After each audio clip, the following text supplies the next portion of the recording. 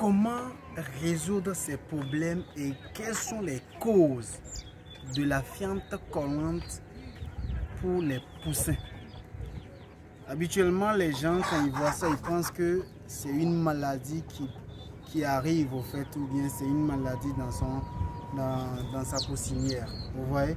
Non, mais en général, il n'y a pas de crainte, il n'y a même pas à avoir peur de là. Ok?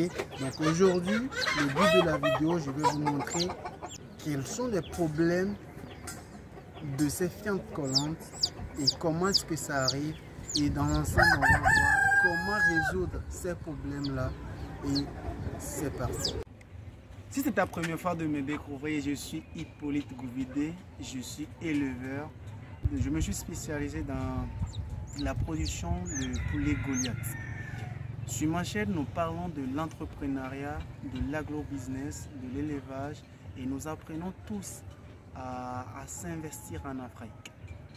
Si tu es passionné par tout ce que je viens de dire, n'hésitez pas à t'abonner et activer la cloche de notification pour ne rien manquer sur ma chaîne. 95% des éleveurs racontent habituellement ces genres de problèmes au niveau de la phase de démarrage des poussins Goliath, ok?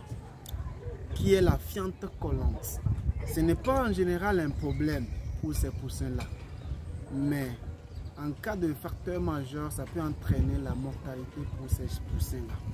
On peut parler ici comment est-ce que ces genres de fientes collantes arrivent à nos poussins et comment résoudre habituellement ces problèmes de fientes collantes.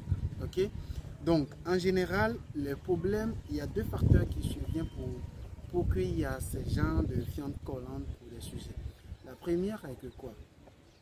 Je parlerai ici du voyage que ces poussins ont fait jusqu'à le lieu de démarrage. Ok? Le stress qu'ils encaissent, ça entraîne en fait ces fientes collantes pour ces poussins. Ok? Donc, quand tu prends tes poussins d'un point A à un point B, les poussins sont stressés.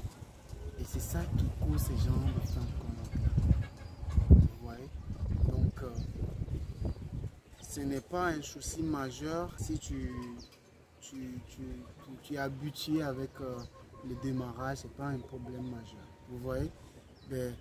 La deuxième facteur, je parlerai ici de quoi?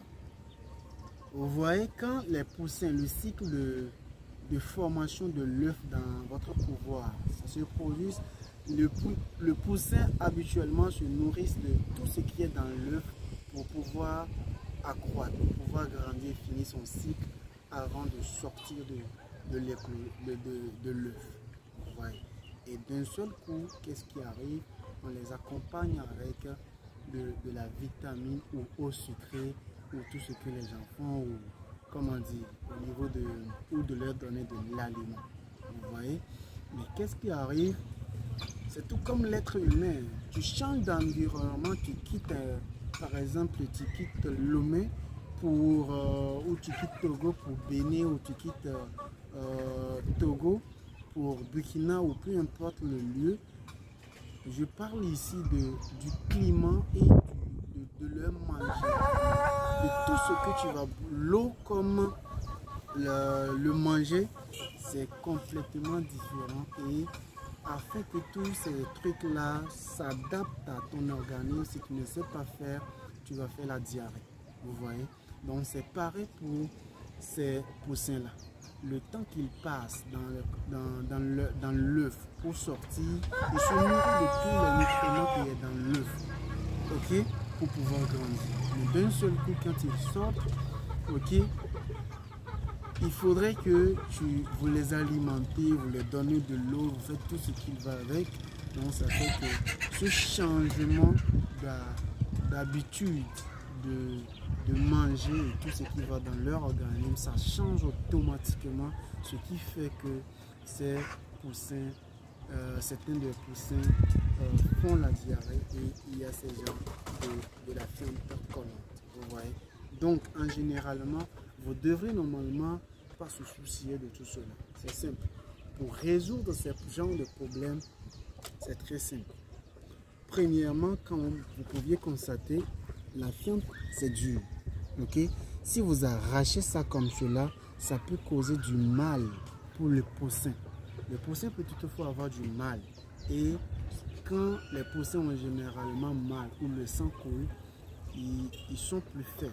Et ça peut toutefois les entraîner à mourir. Donc, ce qu'il faut faire, il faut premièrement trembler au fait son anus, la partie sec, là où il y a la fiente collante. Vous voyez, là où il y a la fiente collante ici, il faut trembler ça dans l'eau. Ok, vous mettez ça dans l'eau, à quelques minutes ça va être humide. La partie sera un peu humide afin que vous enlevez facilement la fiente de l'anus. Ok, donc je vais faire ça tout à l'heure et vous allez voir. Okay. Vous voyez, il suffit juste de prendre le poussin comme cela. Ok, vous le tremblez dans l'eau comme ça. Faites de telle sorte qu'il ne soit pas trop mouillé. Ok, vous le tremblez un peu comme cela. Tremblez le poussin un peu rapidement. Ok, vous voyez, j'ai mis la partie sèche, la partie où je ne peux pas facilement enlever la fiente dans l'eau pour que ça soit si simple à enlever. Donc après quelques minutes plus tard, vous allez constater que ça sera facilement à enlever. Et du coup, je vais vous montrer la suite, qu'est-ce qu'il faut faire. Donc vous voyez quelques minutes plus tard, donc on va juste prendre quelque chose pour enlever ça. Vous voyez, c'est un peu facile à enlever. On va enlever ça. Vous voyez. Ouais, non. Ok. C'est ça. Ouais. Si c'est qu'on n'avait pas mis de l'eau, il devrait avoir la plaie à la partie qui était collée. Vous voyez, ici il devait avoir des plaies. Mais vu qu'on a mis de l'eau, c'est enlevé facilement. Comme vous pouvez le constater. Ok. Et après juste cela, il faut aller chercher, ok, le cendre pour mettre à la partie enlevée. Donc on va aller juste chercher on va aller chercher le cendre là et puis ça. Donc vous voyez, il suffit juste de prendre le cendre et vous mettez ça à la partie là. Approche-toi un peu de la vidéo. Approche-toi. Ok, vous voyez, vous mettez le cendre là-bas.